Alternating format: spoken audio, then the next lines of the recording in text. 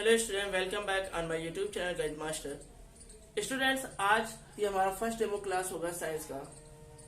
Science में आज chemistry का टर्म 2 का ये जो है chapter number 4 NCERT class 10th में कार्बन एंड इट्स कंपाउंड्स, यानी कार्बन और उसके यौगिक। तो आज के इस लेक्चर में हम क्या सीखेंगे? कार्बन होता क्या है, कार्बन के बारे में जानेंगे। कार्बन के एलोट्रॉप्स क्या होते हैं, जैसे डायमंड, ग्रेफाइट, फ्लोरीन्स, इनके बारे में सीखेंगे। कार्बन बॉन्ड कैसा बनाता है ये देखेंगे, और कोवैलेंट बॉन्ड क्या होता है। कार्बन कार्बन कैसे बॉन्ड बनाते हैं, नाइट्रोजन, ऑक्सीजन, हाइड्रोजन, कार्बन और हाइड्रोजन, हाइड्रोजन और नाइट्रोजन और हैलोजन्स, या कार्बन डाइऑक्साइड कैसे बॉन्ड बनाते हैं।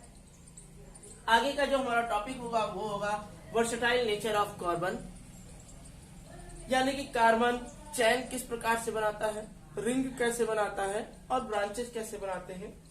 Saturated and unsaturated carbon, saturated और अनसैचुरेटेड कार्बन क्या होते हैं, हाइड्रोकार्बन क्या होते हैं, फंक्शनल ग्रुप क्या होता है, होमोलोगस रिंग्स क्या होता है, और ये आपका ये जो टॉपिक है IUPAC नेवी।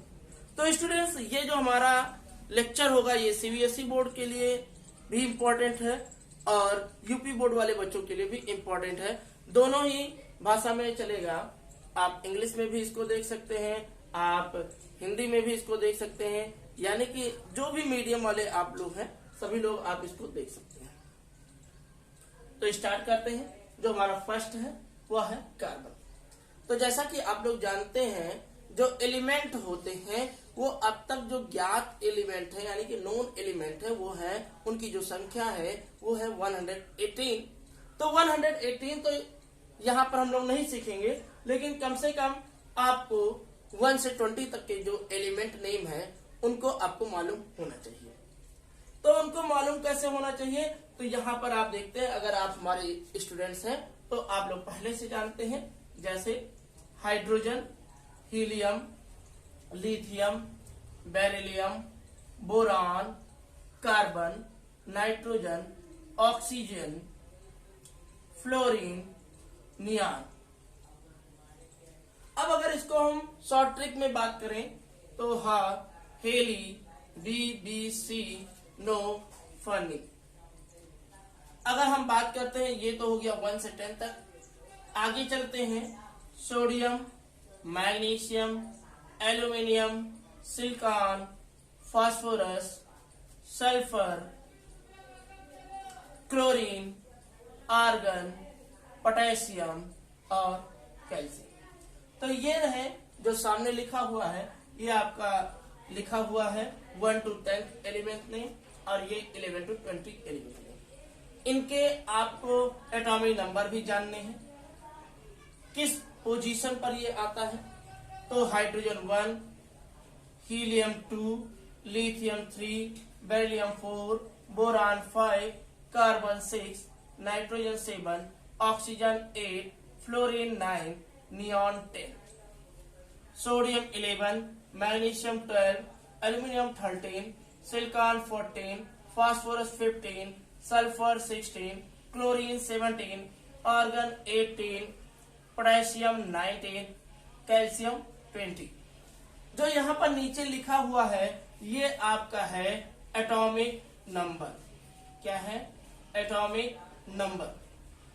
अब हम आपको एलिमेंट के बारे में बताते हैं कि जो एलिमेंट होता है इसके एटम किस प्रकार से व्यवस्थित रहते हैं। तो आप लोग पहले से जानते हैं कि जो एटम होता है उनके सेंटर में आपका न्यूक्लियस होता है, और न्यूक्लियस में प्रोटॉन और न्यूट्रॉन पाए जाते हैं। तो अगर हम बात करें कि जो एटॉमिक मास होता है, किसी भी एलिमेंट का जो एटॉमिक मास होता है वो उसके न्यूक्लियस पर डिपेंड करता है।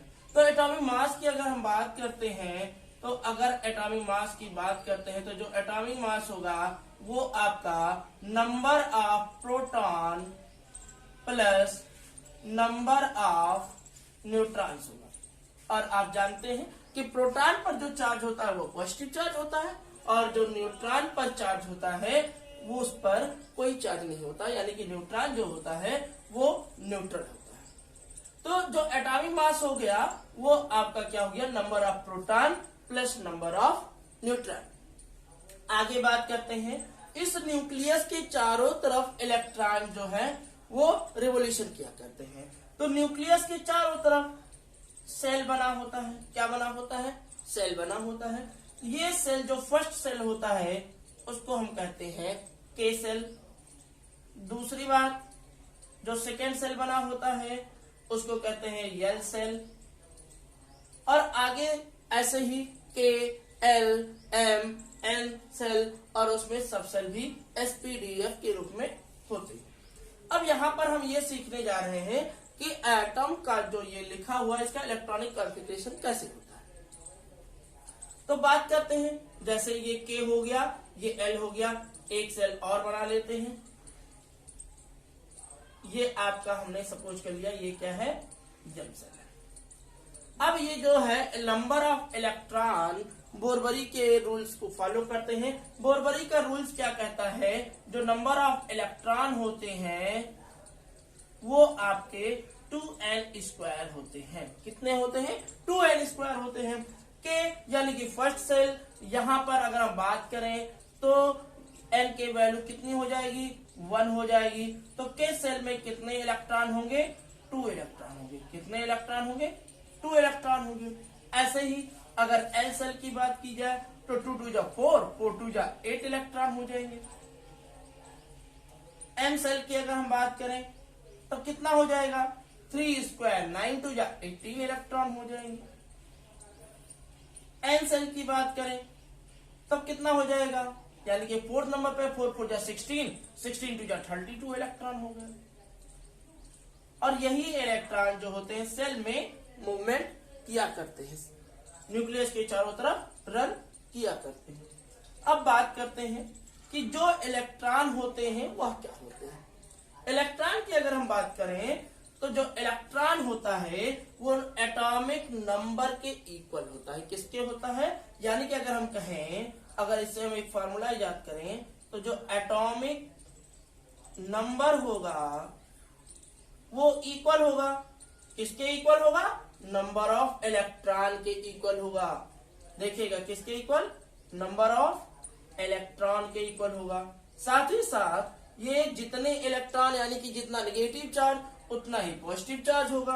और किसके इक्वल होगा, नंबर ऑफ प्रोटॉन के इक्वल होगा। किसके इक्वल होगा, number of electron, atomic number क्या होगा, इलेक्ट्रॉन के इक्वल होगा, और नंबर ऑफ प्रोटॉन के इक्वल होगा। अब यहाँ पे अगर बात किया जाए कि जो एटॉमिक मास होता है वो आपका number of proton plus number of neutron के इक्वल होता है। एटॉमिक नंबर किसके इक्वल होता है, नंबर ऑफ इलेक्ट्रॉन के इक्वल होता है, और नंबर ऑफ प्रोटॉन के इक्वल होता है। अब अगर यहीं पर बात कर ली जाए नंबर ऑफ न्यूट्रॉन क्या होगा, तो अगर हम नंबर ऑफ न्यूट्रॉन, जैसे अगर हम यहीं पे बात करते हैं कार्बन के लिए ही बात करते हैं, तो कार्बन का जो एटॉमिक नंबर है वो कितना है, 6 है। कार्बन का जो एटॉमिक वेट है वो आपका 12 है। तो अगर कार्बन के लिए बात की जाए, कार्बन के लिए नंबर ऑफ न्यूट्रॉन्स कितने होंगे, अब हमने बताया कि कितने हो गए, यहाँ पर एटॉमिक मास बराबर number of proton plus number of neutron. तो यहां से अगर हम निकालेंगे कि नंबर ऑफ न्यूट्रॉन कितने होंगे, तो atomic mass minus number of proton, यही तो हो जाएगा भाई। न्यूट्रॉन अगर आपको निकालना है तो एटॉमिक मास में से नंबर ऑफ प्रोटॉन को आप सब्ट्रैक्ट कर दीजिए, आपका न्यूट्रॉन आ जाएगा। ये तो रह गया आपका न्यूट्रॉन कैसे निकालोगे, एटॉमिक मास कैसे निकालोगे, और एटॉमिक नंबर क्या होता है, इतनी बातें। अब हम देखते हैं कि जो नंबर ऑफ इलेक्ट्रॉन, जैसे यहां पर आपने एक इलेक्ट्रॉन कर दिया कि ये रिवॉल्व कर रहा है, तो जो ये एक इलेक्ट्रॉन हो गया ये आपका किसका है, ये आपका हाइड्रोजन है। क्योंकि हाइड्रोजन में आपके कितने इलेक्ट्रॉन होंगे, इलेक्ट्रॉनों की जो नंबर होते हैं वो एटॉमिक नंबर के इक्वल होते हैं। तो जो आपका हो गया हाइड्रोजन, इसका एटॉमिक नंबर कितना है, 1 है, तो इसके जो इलेक्ट्रॉन होंगे वो कितने होंगे, वो भी आपका 1 ही होगा। यहां पर आपको ये बात जानना है कि ये जो सर्कल बना हुआ है, इस सर्कल को फिल होना पड़ता है। इस सर्कल को क्या करना पड़ता है, फिल करना पड़ता है। तो अगर ये हाइड्रोजन के पास 1 इलेक्ट्रॉन है, लेकिन ये अपने आप को क्या बनाना चाहेगा, ये अपने आप को हीलियम बनाना चाहेगा। क्या बनाना चाहेगा, हीलियम बनाना चाहेगा, तभी तो इसका ये जो है सर्कल ये कंप्लीट होगा। इसके बाद में जो ये सर्कल होता है ये ऑक्टेट रूल को फॉलो करता है। अब ये हीलियम अपने आप को कैसे बनाएगा, हीलियम बनाने के लिए एक हाइड्रोजन की आवश्यकता और पड़ेगी। अब यहां पर देखिए एक हाइड्रोजन हमने और ले लिया, इसके पास भी क्या है, आपका एक इलेक्ट्रॉन है।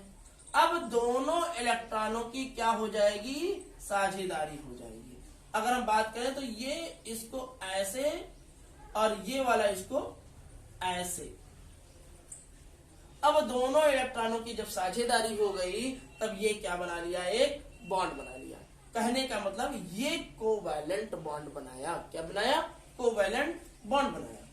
इसको हम इस तरीके से भी लिख सकते हैं, हाइड्रोजन बॉन्ड हाइड्रोजन, यानी कि हाइड्रोजन और हाइड्रोजन में कौन सा बॉन्ड बन गया, हाइड्रोजन और हाइड्रोजन में सिंगल बॉन्ड बन गया। और बॉन्ड बनाता कौन है, नंबर ऑफ अनपेयर्ड इलेक्ट्रॉन जो होते हैं वो बॉन्ड बनाते हैं। यानी कि जितने अनपेयर्ड इलेक्ट्रॉन हैं वही आपका बॉन्ड बनाएंगे। अब देखिए जब यहाँ पे 2 इलेक्ट्रॉन हो गया, हीलियम हो गया, तो हीलियम का ये कंप्लीट हो गया सर्कल, तो हीलियम कोई बॉन्ड बनाने वाला नहीं है। अब क्या आ गया, लिथियम। लिथियम के बाद में बेरिलियम, बेरिलियम के बाद में बोरॉन, बोरॉन के बाद में आपका क्या आ गया, कार्बन। तो ये कार्बन है। कार्बन पर हमको बात करना है कि कार्बन होता क्या है। अब देखिए कार्बन के बारे में हम आपको बताते हैं। यहां पर ध्यान से देखिएगा कि कार्बन के एक्सटर्नल सेल में कितने इलेक्ट्रॉन है। एक्सटर्नल सेल यानी कि अब इसको नहीं लेंगे, जो इंटरनल वाला सेल है इसको नहीं लेंगे। एक्सटर्नल में होता बाह्य सेल, तो ये क्या है, ये बाह्य सेल है। अब आप देख रहे होंगे कि जो ये कार्बन है, कार्बन के एक्सटर्नल सेल में 4 इलेक्ट्रॉन है। कितने इलेक्ट्रॉन है, 4 इलेक्ट्रॉन है। तो 4 इलेक्ट्रॉन को अगर हम रिप्रेजेंट कर रहे हैं लुईस डॉट सिंबल से, यानी कि इलेक्ट्रॉन डॉट सिंबल से, तो ये देखिए इसकी चारों साइड एक एक इलेक्ट्रॉन हो गया। अब ये एक एक इलेक्ट्रॉन जो इसका है ये क्या बनाएगा, ये आपका बॉन्ड बनाएगा। अगर हम इसको हम रिप्रेजेंट करते हैं तो इसको हम कैसे रिप्रेजेंट कर सकते हैं, इसको चारों साइड से ऐसे रिप्रेजेंट कर सकते हैं। अब अगर पूछा जाए कार्बन कैसा होता है, तो कार्बन आपका टेट्रावैलेंट होता है। क्या होता है, कार्बन टेट्रावैलेंट होता है। यानी कि कार्बन के बॉन्ड कितने होंगे, कार्बन के 4 बॉन्ड होंगे। और जो ये बॉन्ड बनाने की जो क्षमता होती है ये नंबर ऑफ अनपेयर्ड पे होती है। अगर यही पेयर्ड हो जाता तो ये बॉन्ड ना बनाता। लेकिन अब कार्बन के एक्सटर्नल बाह्य सेल में, एक्सटर्नल जो सेल है उसमें कितने अनपेयर्ड इलेक्ट्रॉन है, उसमें 4 अनपेयर्ड इलेक्ट्रॉन है। तब ये क्या बनाएगा, ये आपका 4 बॉन्ड बनाएगा। अब आगे देखिएगा, कार्बन के बाद में नाइट्रोजन को चेक करते हैं। नाइट्रोजन में देखिएगा इसी को ऑक्टेट कंप्लीट करना पड़ता है। क्या कंप्लीट करना पड़ता है, ऑक्टेट कंप्लीट करना पड़ता है। अब यहां से ये पेयरिंग होने लगा, ये इलेक्ट्रॉन क्या करने लगा, पेयर बनाने लगा। अब जैसे ही ये पेयर बनाया, अब ये कार्बन से क्या हो गया आपका, ये आपका हो गया नाइट्रोजन। यानी कि नाइट्रोजन 7 नंबर पे आता है, इसके 7 इलेक्ट्रॉन होंगे। ये हो गया आपका नाइट्रोजन। अब आप देखिएगा नाइट्रोजन में यहां पर एक इलेक्ट्रॉन पेयर हो गया, तो जो बॉन्ड बनाता है वो नंबर ऑफ पेयर्ड इलेक्ट्रॉन नहीं बनाता है। कितने अनपेयर्ड इलेक्ट्रॉन बचे हैं, तो अनपेयर्ड इलेक्ट्रॉन अगर हम देखेंगे तो अब कितने बचे आपके पास, ये वाला और ये वाला। तो यही आपका क्या बनाएगा, ये आपका बॉन्ड बनाएगा। तो नाइट्रोजन के कितने बॉन्ड हो गए, 3 बॉन्ड हो गए। आगे चलते हैं, नाइट्रोजन के बाद में क्या आएगा, नाइट्रोजन के बाद में आपका ऑक्सीजन आएगा। ऑक्सीजन पे एक इलेक्ट्रॉन और बढ़ेंगे, अब कितना बचा, अब आपके 2 अनपेयर्ड इलेक्ट्रॉन हो गए, तो ऑक्सीजन के कितने बॉन्ड होंगे, 2 बॉन्ड होंगे। यहां पर कार्बन के कितने बॉन्ड थे, 4 बॉन्ड थे। ठीक, अगर हम आगे और चलते हैं, यहां से नाइट्रोजन हो गया, ऑक्सीजन हो गया, और ऐसे चलेंगे तो ये हो जाएगा फ्लोरीन। यानी कि अगर हम हेलोजन्स की बात करेंगे तो हेलोजन आपका सिंगल बॉन्ड बनाएगा, चाहे हम Cl ले लें, चाहे हम Br ले लें, चाहे हम आयोडीन ले लें, ये सारे के सारे क्या बनाएंगे, ये आपके सिंगल बॉन्ड बनाएंगे। ये हो गई बात आपकी किसकी, ये आपकी बात हो गई बॉन्ड की। और ये कौन सा बॉन्ड होगा, ये कोवैलेंट बॉन्ड होगा, यानी कि यहां पर इलेक्ट्रॉनों की पार्टनरशिप होगी, यानी कि शेयरिंग ऑफ इलेक्ट्रॉन होगा। अगर पूछा जाए कार्बन आयोनिक बॉन्ड बनाएगा तो कार्बन आयोनिक बॉन्ड नहीं बनाएगा। कार्बन कोऑर्डिनेट बॉन्ड बनाएगा तो कार्बन कोऑर्डिनेट बॉन्ड नहीं बनाएगा। कार्बन आपका कोवैलेंट बॉन्ड बनाएगा। ये क्या होते हैं, ये नॉन मेटल होते हैं, और आपका बॉन्ड जो होता है वो कोवैलेंट बॉन्ड होता है।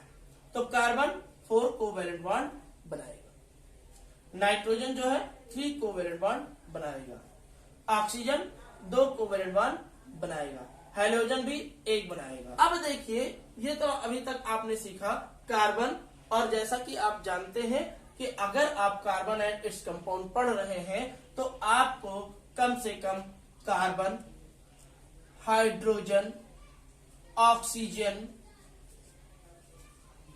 और नाइट्रोजन, इन सब के बारे में, और हेलोजन्स यानी कि फ्लोरीन, क्लोरीन, ब्रोमीन, आयोडीन, इनके बारे में, ये कैसा बॉन्ड बनाते हैं, इनके बॉन्ड बनाने का नेचर क्या है, इसको पढ़ना है।